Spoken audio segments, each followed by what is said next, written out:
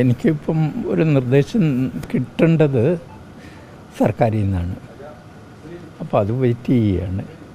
അപ്പോൾ അത് വെയിറ്റ് ചെയ്യുകയെന്ന് പറഞ്ഞു കഴിഞ്ഞാൽ സർക്കാർ ഒരു തീരുമാനമെടുക്കും, പ്രത്യേകിച്ച് മുകേഷ് അവിടെ വേണോ അതോ വേറൊരു വ്യക്തി വേണോ എന്നുള്ളത്. ഇപ്പം 10 അംഗങ്ങളുള്ള ഒരു സമിതിയാണിത്. അതിൽ ചിലരൊക്കെ നേരത്തെ തന്നെ റിസൈൻ ചെയ്യുകയും ചെയ്തു. അത് ഉദാഹരണമായിട്ട് രാജീവ് രവി പറഞ്ഞു പുള്ളിക്കാരന് തിരക്കാണ്, അതുപോലെ മഞ്ജു വാര്യർ പറഞ്ഞു തിരക്കാണെന്ന്. അങ്ങനെ രണ്ടുപേരും മാറിപ്പോയി. അത് ഒഴിവായ അത് ഇപ്പം ഏതാണ്ട് ഒരു 7-8 മാസമായി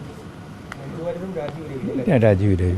അപ്പം ഇനി വാസ്തവത്തിൽ ഈ നയരൂപീകരണത്തിൽ വളരെ പ്രസക്തിയുള്ള ഒരു കാര്യം നടീനടന്മാരുടെ ഇഷ്യൂസ് എങ്ങനെ ഞങ്ങൾക്ക് അവരുടെ പ്രശ്നങ്ങളും നമ്മളത് പരിഹരിക്കുക, അല്ലെങ്കിൽ അവരുടെ പ്രശ്നങ്ങൾ എന്താണെന്ന് തിരിച്ചറിയുക എന്നുള്ളത് വളരെ ഇമ്പോർട്ടൻ്റാണ്. ഇപ്പം അമ്മ രണ്ടാമതായിട്ട് രൂപീകരിക്കുമ്പം അവരുമായിട്ട് ബന്ധപ്പെട്ട് നമ്മൾ മുമ്പോട്ട് പോവുകയും ചെയ്യും. കാരണം അവർക്കും ഉണ്ടല്ലോ പറയാനുള്ളത്.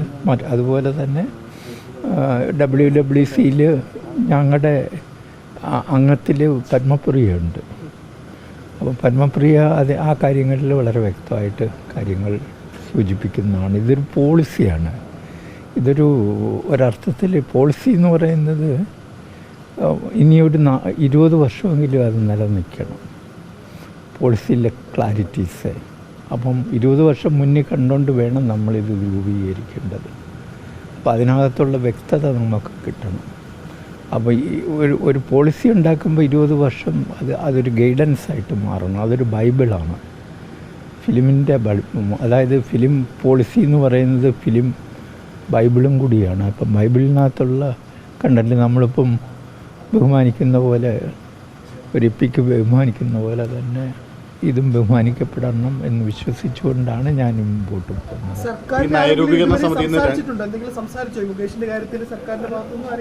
അല്ല, അവർക്കറിയാം, അവർക്ക് വ്യക്തമായിട്ട് ധാരണയുണ്ട്. അപ്പോൾ അതുകൊണ്ട് ഈ ദിവസം എനിക്കത് കിട്ടും എന്നുള്ളൊരു ധാരണയിലാണ് ഞാൻ മുമ്പോട്ട് പോകുന്നത്.